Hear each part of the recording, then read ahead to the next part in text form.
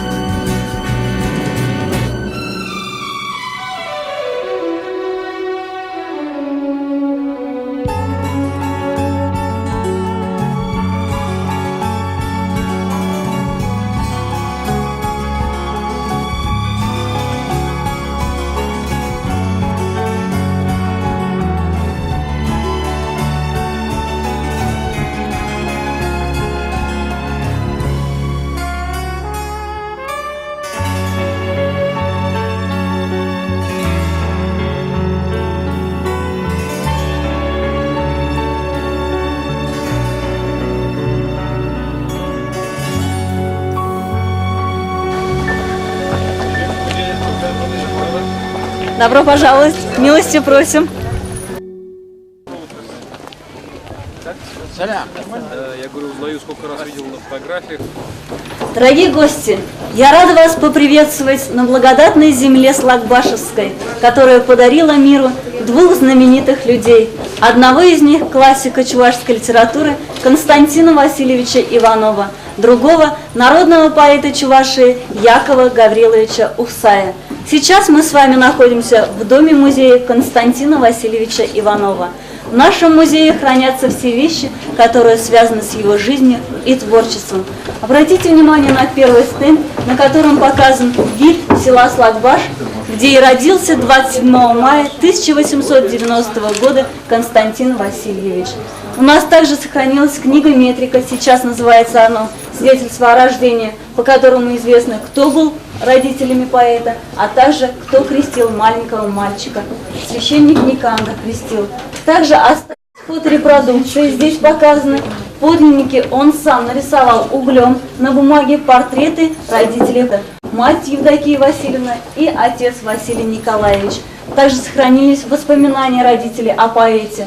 На потолок один вид орнамента, тоже он сам все это сделал. Посмотрите на двери, которые изготовлены Константином Васильевичем Ивановым. А вот далее, посмотрите, в этой комнате хранятся все вещи, которые связаны с его жизнью и творчеством.